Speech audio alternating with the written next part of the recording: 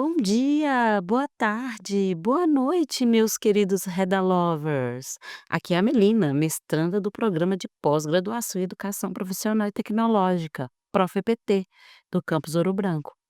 Este é o Redação, o podcast inclusivo que fala sobre a redação do Enem para participantes cegos e com baixa visão, e tem como pano de fundo a educação profissional e tecnológica. Um podcast feito para te guiar na jornada rumo à nota 1000. Aqui descomplicamos o que parece complexo. Te ajudamos a encontrar sua própria voz no texto e mostramos que a redação do Enem pode ser uma experiência acessível e, claro, muito mais inclusiva. Prepare seu fone de ouvido, abra sua mente e vamos juntos construir uma redação de sucesso. Esse é o Redação, o som inclusivo da redação do Enem.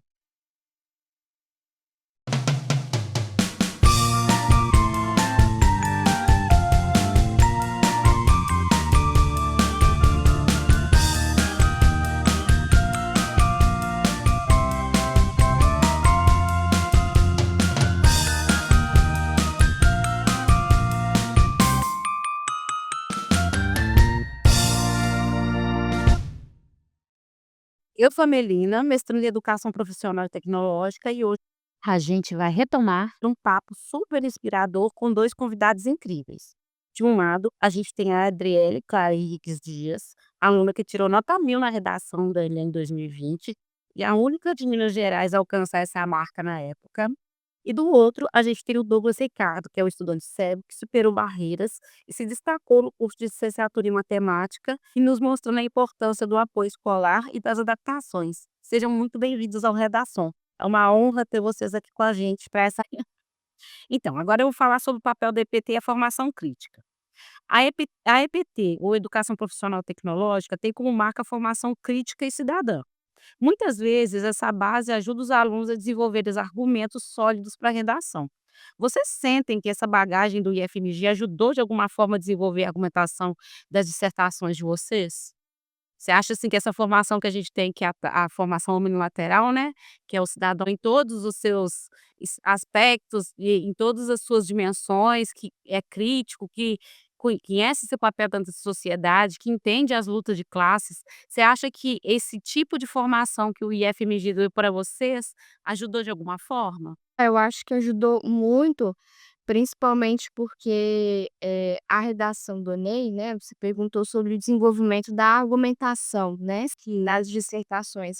A redação do Enem, ela pede um repertório sociocultural e ela pede também que ele seja produtivo, que ele tenha a ver com a sua argumentação, que ele tenha uma conexão, que você consiga fazer uma progressão ali com aquela informação. Quando você tem uma formação unilateral, uma formação cidadã bem efetiva, você tem acesso a muitas informações relevantes da atualidade e da história como um todo, e você consegue fazer essa articulação entre essas informações e os problemas, né, sociais que a gente tem. E a redação ela sempre traz um problema, uma polêmica atual, então você consegue pegar aquilo que você estuda, aquilo que você vê na escola e aplicar numa argumentação que você está desenvolvendo, então foi muito efetiva. E você, Douglas? Você acha que a formação que você teve no IFMG te ajudou de alguma forma? Que você estava falando aí que você tinha dificuldade, né, com a questão da argumentação. Você acha que a sua formação te ajudou nesse sentido? Quando você foi lá discutir, argumentar durante a prova? Então, assim, né, estudar no Instituto Federal é é diferente do que estudar numa escola, né, estadual, ensino médio, né. Os recursos são mais, né, tem mais ali a questão do laboratório de informática que dá um acesso melhor para os alunos, né. Em alguns momentos a gente tinha, né, alguns tipos de atividades que no Instituto Federal era possível, que não necessariamente era voltado para o Enem, mas de certa forma contribuía, né, com questões de não era bem aula de seminário que a gente tinha, mas tinha aulas que a gente tinha que fazer uma apresentação de algum ponto, né, e desse algum ponto a gente tem, no caso, defender aquilo que estava lá, no caso, por exemplo, eu me lembro de uma situação que era sobre a criação de parque de energia eólica. Aí a gente tinha que justificar qual que era, né, a importância de ter um parque eólico e questionar os outros, né. Eu estou falando do parque eólico, porque na época era o que eu tinha que fazer, né, no caso eu tinha que apresentar, Sim. mas aí, assim, tinha outras pessoas que falava sobre energia solar, tinha sobre energia, hidrelétrica. Então a gente tinha que, no caso, nessa atividade, buscar, né, os pontos positivos para estar defendendo aquela questão. Isso que você está falando me lembra muito também a entrevista que eu fiz dele falando que na aula de história, ele escreve redações, não são redações do Enem, são textos dissertativos, mas ele escreve, e um tema que ele falou que foi abordado foi escravidão moderna, e ele também discutiu um samba, "O Mundo é um Moinho". Então, assim, a gente vê também o papel de outras disciplinas, eu não sei se a Adriele teve essa experiência, Adriele, de outras disciplinas também ajudando nessa construção, porque o ensino integrado, o unilateral politécnico é esse ensino que ele segue, ele caminha junto, né, as disciplinas elas conversam, e elas constroem um conhecimento de forma que você seja um cidadão crítico, aí no caso, assim, até das pessoas com deficiência que entendam o lugar dela na sociedade, entendam que o Enem adaptado é um direito, mas não é só porque, você tem aquele direito parcialmente, atendido, que você vai deixar de lutar por ele. Então, assim, de ter essa criticidade, de ter essa consciência. Você passou por isso, Adriele, de entender que outras disciplinas estavam te ajudando a construir esse conhecimento para a redação também? Com certeza, assim, é exatamente isso, as outras informações, às vezes, da história, da geografia, ou até mesmo das áreas mais artísticas, eu aplicava sempre. Inclusive na minha redação, eu lembro que no primeiro parágrafo de introdução eu usei um filme, então, um conhecimento ali cinematográfico. E depois eu utilizei história, então conhecimento de história. Depois filosofia, então era tudo que eu aprendia, durante a minha formação escolar. E eu reaproveitava o que eu estava estudando, eu fazia resumos e ia tentando aplicar com base no tema, vendo o que mais se encaixava. Ah, então esse repertório aqui que eu estou aprendendo em história, eu posso usar quando for um tema de meio ambiente, quando for um tema de escravidão, quando for um tema de educação. Eu sempre pensava dessa forma também para ir reaproveitando, porque era obrigatório para o Enem ter esse conhecimento de outras áreas, então E ainda mais que geralmente são temas sociais, né, Adriele? Porque assim, no IF, acaba que geralmente a gente tem algumas palestras, tem a Semana da Ciência e Tecnologia, né, Douglas? E isso acaba que vai ajudando nessa construção também, principalmente na parte da competência 5, que é que você tem que desenvolver ali uma solução para um problema que geralmente é um problema político, social. Vocês tiveram alguma dificuldade? Como é que foi, Douglas? Bem, para mim era um pouco difícil, mas assim, quando a gente fala de aproveitar outras matérias, eu gostava muito de escutar o professor de geografia, né, porque eu sempre sentia que a prova do Enem tinha alguma coisa a ver com a área de geografia. Então eu sempre gostava de conversar com o professor de geografia para, né, pedir a orientação dele, igual eu pedi ele para corrigir minhas redações uma vez. Assim, tinha algumas outras áreas que era possível, aproveitar algumas situações, porque a gente tinha, no caso ali, alguma repercussão social daquele conteúdo, da disciplina. É claro, assim, não todas, como matemática, geografia, matemática, química e física, mas tinha as outras, né. E no curso de nutrição, a gente estudava também, por exemplo, alimentação, né, sobre desnutrição. E teve uma prova que eu não me lembro quando, que, se eu não me engano, falava sobre desnutrição infantil. Então, assim, alguns pontos que a gente estudava no curso de nutrição, era também possível a gente tentar aproveitar para a dissertação. Tinha, por exemplo, eu tive uma disciplina que falava sobre, não era publicidade, mas era algo relacionado ao mercado, assim, consumidor. Hum. E a gente tinha um estudo de determinados, fatos sociais que levavam algum tipo de movimento, na sociedade, e isso quando a gente observava, a gente poderia tentar guardar alguma informação para aproveitar, né. Eu não Sim. tinha tanta facilidade assim, mas a gente tinha contato, por exemplo, eu tinha uma disciplina do curso de Tecnutrição que mostrava para gente alguns fatos sociais que depois, né, no caso, eu não tive a sorte de poder usar, mas com certeza quem estudou a parte de nutrição e fez essa prova do Enem, com certeza poderia aproveitar. Por exemplo, a gente tinha também na parte de educação física, quando, a gente começava a estudar sobre a questão do esporte. Os meus professores de educação física, eles sempre tentaram abordar o conteúdo, né, na parte de educação física, no cotidiano mesmo, de alguns eventos, a evolução do esporte, e assim, e uma vez ou outra lá, quando a gente conseguia aproveitar o conteúdo, a gente, né, É tentava por aproveitar. é porque isso também faz parte, né, do ensino integral, porque eu também vi o PPC de um curso técnico, do ensino médio integrado, que ele tinha dentro da ementa, Adriele, tinha a questão de redação do Enem. Então isso, assim, é uma coisa que eu acho que é muito importante, que dentro do ensino técnico você consegue arranjar. Porque você não vai ver numa escola comum, uma ementa que tem dentro da educação física uma questão de fazer a redação do Enem. Então, assim, eu acho que nesse campo aí que a educação profissional tecnológica, ela contribui muito para a formação do aluno enquanto cidadão nesse sentido, porque você pode ver nesse meio tempo que a gente está aqui, quanta coisa que a gente já abordou, que vem desse ensino técnico integrado, que a gente teve esse contato com esse ensino.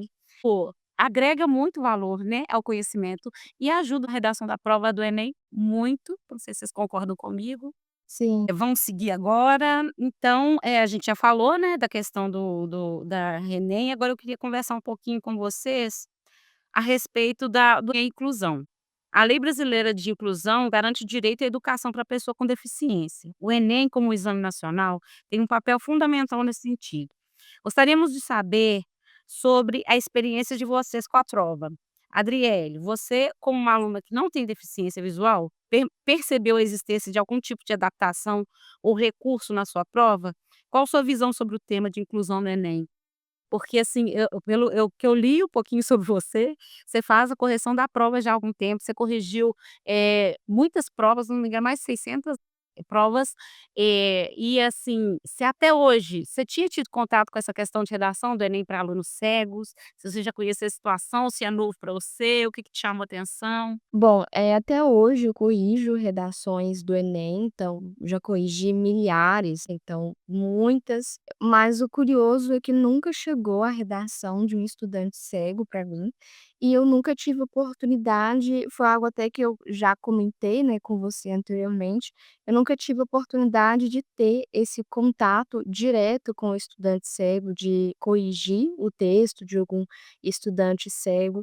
Mas é interessante o Douglas ter mencionado sobre tecnologias, porque atualmente a correção de redações, sobretudo depois da pandemia, muitas escolas, assim, de Belo Horizonte, adaptaram a correção para ser feita totalmente online. Sim. Eu penso que talvez isso possa, facilitar, abrir ali uma possibilidade para que algumas plataformas sejam utilizadas para os estudantes cegos, como as plataformas que o Douglas mencionou. Eu utilizo, por exemplo, no meu trabalho atualmente, a plataforma Imagine, que é uma plataforma de correção de textos, o aluno consegue colocar o PDF e a gente faz os comentários, pelo computador, então totalmente online, não tem contato nenhum com o estudante. Mas, a sua pergunta anterior, né, sobre a questão da inclusão no Enem, se eu percebi essa inclusão como uma aluna que não tem deficiência visual. Olha, eu não percebi diretamente essa inclusão, e como a gente discutiu aqui também, os alunos cegos têm que pedir, né, um atestado para ter um tempo de prova a mais, então eu vejo que, a gente ainda tem um caminho a percorrer, tanto na capacitação de professores, eu, por exemplo, não tive nenhum contato, né, então eu já corrigi milhares de redações, não tive contato com nenhuma capacitação para receber redações de alunos cegos, e também na própria prova do Enem, para que eles possam ter um ambiente mais favorável, porque eles são muito prejudicados, né. Então você acaba tendo a possibilidade de ter uma nota muito menor, porque a prova não foi adaptada para as suas condições. Sim, é uma coisa que eu abordei no meu trabalho, porque existe essa a LBI, ela traz no artigo 30 dela, que as provas têm que ser adaptada, né, para todos os alunos com deficiência de acordo com as especificidades linguísticas. O cego, a gente pensa muito que por ele ter a condição da fala, ele não precisa de uma adaptação. Só que existe uma questão cognitiva aí que eu acho que não é levada em conta. Eu acho que o Douglas quer falar. Assim, no caso, assim, tem a questão da adaptação que eu tinha, no caso era a prova em braille, né, e com ledor para mim, né. Assim, isso igual eu falei, né, isso no contexto lá de 2012. Leitor de tela só de 2 anos para cá. Então, até 2 anos atrás, a pessoa escolhia ou o braille ou o ledor. E ainda hoje, se você escolher o NVDA, que é o leitor de tela, e no meio da prova a luz foi embora, o computador deu um problema, você é obrigado a fazer braille. Eu nessa parte eu tô desatualizado, infelizmente eu não vou saber te comentar. É Eu só até pra te falar que não mudou tanto assim, sabe. Ainda tem um caminho muito longo ainda pra gente percorrer, porque ó pra você ver, você fez quando a prova? eu acho que no total eu fiz 3 ou 4. Eu acho que a última foi em 2019. Assim, você falou aí a questão do NVDA, me tira uma dúvida que eu agora bateu uma curiosidade. A prova, o aluno ele vai na escola? Como que é agora, assim, para ter a prova na informática? Ele faz a prova no computador fornecido pelo INEP. Às vezes é uma escola, uma universidade, e ele vai lá nessa escola e tem um computador à disposição para ele, É para ele pelo poder Word? fazer essa prova. Você já teve contato, é pelo Word? Não tive contato. Eu acredito que seja PDF, mas é uma boa pergunta. É, porque Pras o próprio PDF ele muitas vezes ele também não é muito acessível, né. Porque assim, que a própria informática em si, ela ainda tem as suas limitações. Por exemplo, eu não sei como que seria um gráfico, no caso, na prova do Enem, se é descrita, no caso, igual era para mim. Porque assim, o meu leitor de tela, o NVDA, ele não interpreta imagem. Então, assim, qualquer prova para fazer, no caso, para fazer com o NVDA, é só texto, texto, texto.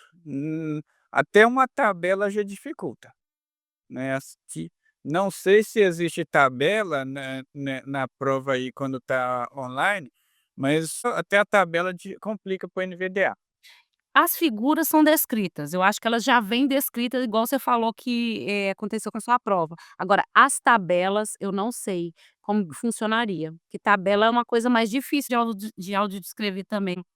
O gráfico, porque o NVDA, ele até consegue ler uma tabela, porém, é muito mais informação, que ele fala célula por célula e além dele falar o conteúdo, ele, pelo menos assim, onde, né, no caso, quando eu tenho contato com o Excel, por exemplo, ele fala célula A1 tal assunto, célula A2 tal assunto. Nossa, isso pode te confundir. E assim, ele fala coisa por coisa, né.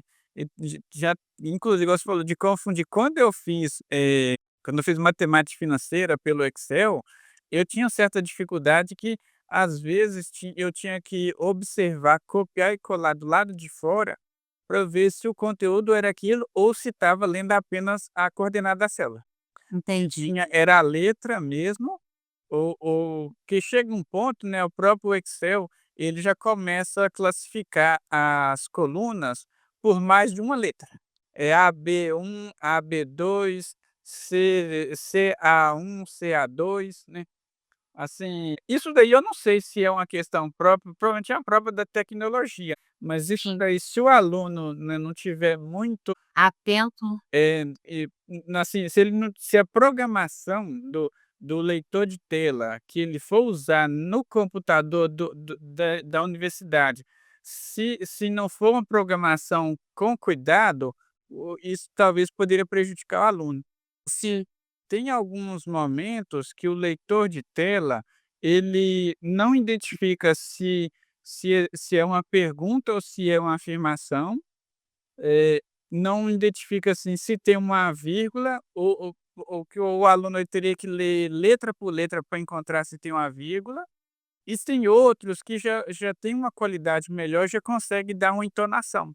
Aí o aluno já sabe se é uma pergunta, se sabe se tem a pausa de vírgula. Então essa prova, digital, o pessoal que for fazer tem que ter muito cuidado com essa programação do leitor de tela também. E cai também, Douglas, numa coisa que eu levantei também, que é a questão da entonação, do volume da voz, né, Isso. porque às vezes você tá com um ledor ali, eu vi um caso de uma menina, eu acho que eu já comentei com você, a Adriele, eu comentei com ela, de uma menina, Adriela, que ela tem baixa visão. E o que acontece, a prova de baixa visão, ela até pouco tempo atrás só tinha ampliada, de 2 anos ou 3 anos para cá, se não me engano, tem a super ampliada. E ela estava falando que as figuras são ampliadas, as fontes continuam pequenas. E querendo ou não, você como uma professora que corrige prova de redação sabe que a fonte também é uma informação, que pode ajudar aquele aluno ali a saber da onde que vem aquele texto, quando que foi publicado, o contexto. E ela não conseguia ler a fonte, porque eles ampliaram a imagem e esqueceram de ampliar a fonte.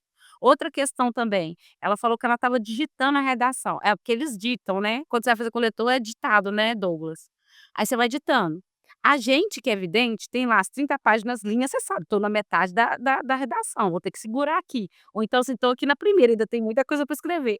Ela disse que quando o transcritor foi falar com ela, que só tinha uma linha, ela estava no meio do raciocínio dela, e ela teve que se virar e terminar ali com uma linha só.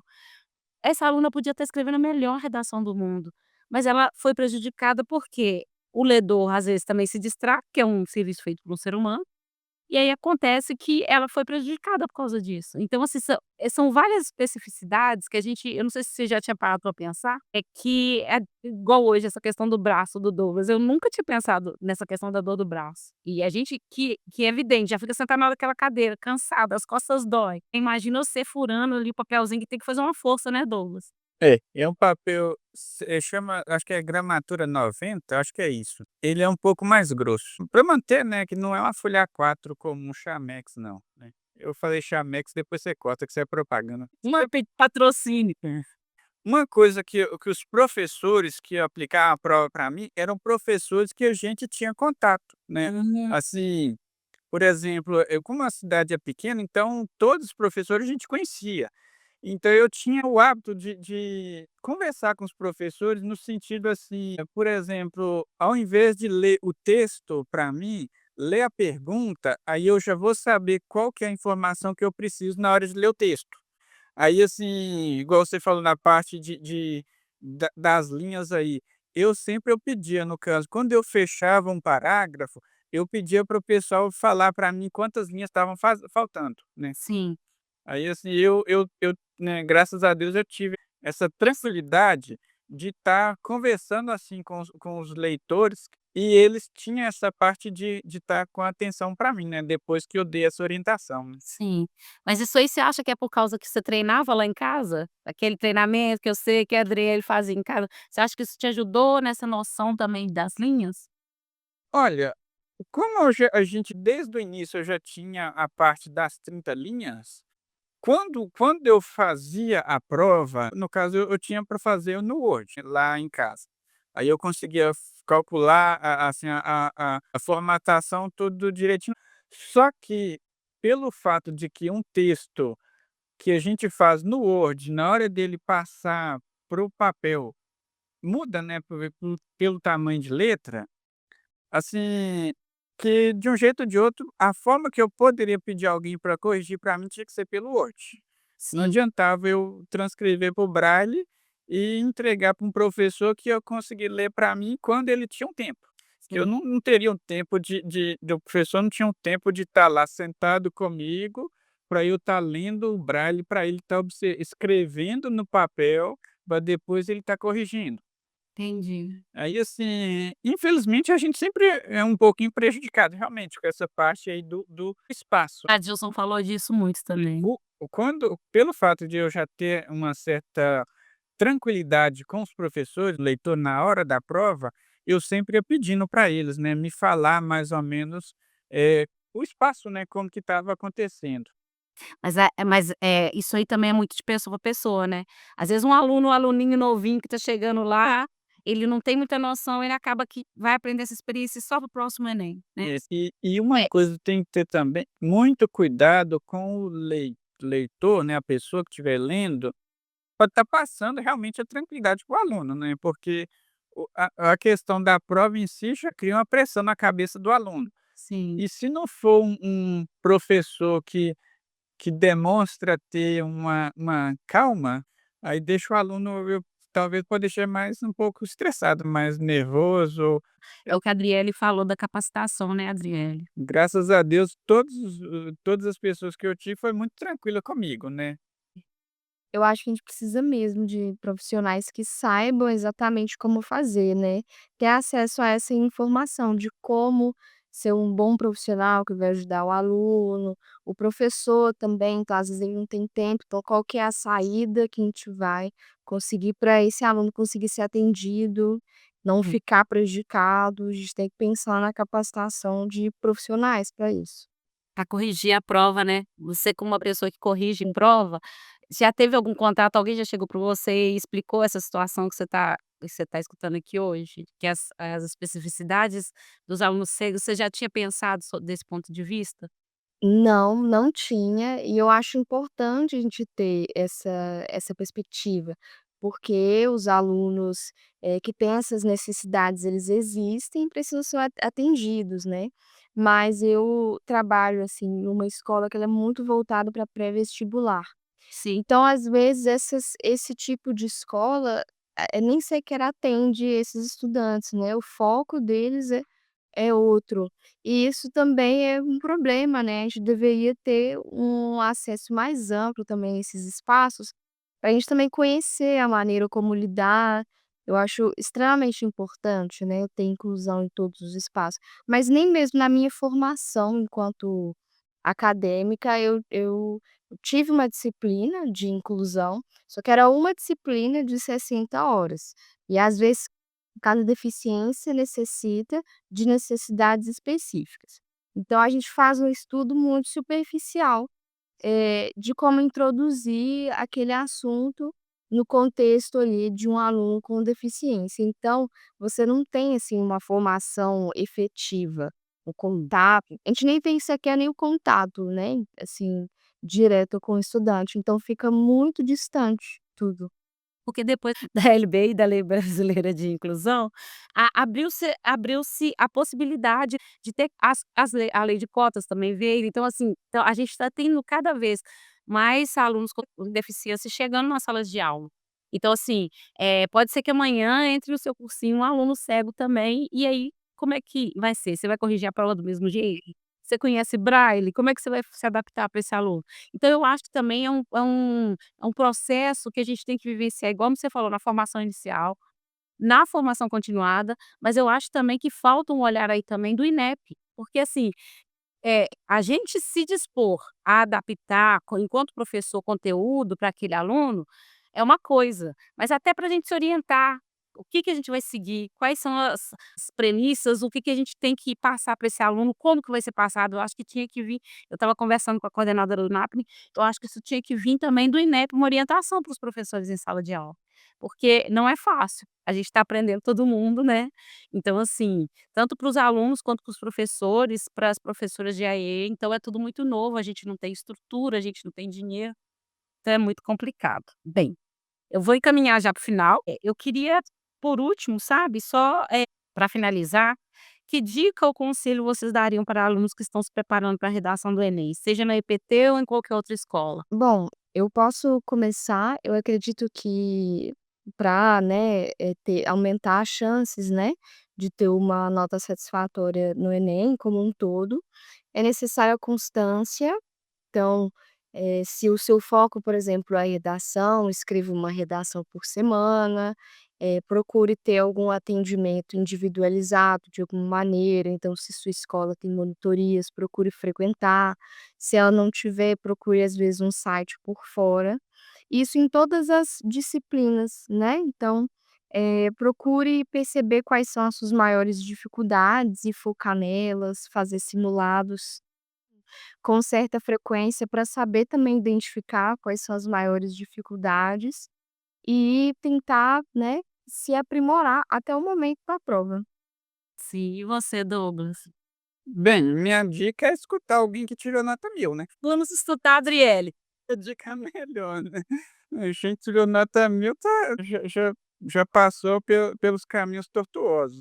Sim, de compartilhar as dicas, né, a dica da Adriele é muito boa também, essa questão da constância, porque, as coisas, eu penso assim, quanto mais você faz uma coisa, melhor você fica nela, e você aprende com seus erros. Se você sentar ali para estudar e fazer redação todo dia, tá atento ao que você está errando, também ter alguém para te dar um apoio, um feedback, vai acabar que você vai construir direitinho aquele texto, é cada vez melhor, cada vez mais você vai ter chance de ter uma nota 1000, né, igual a Adriele teve.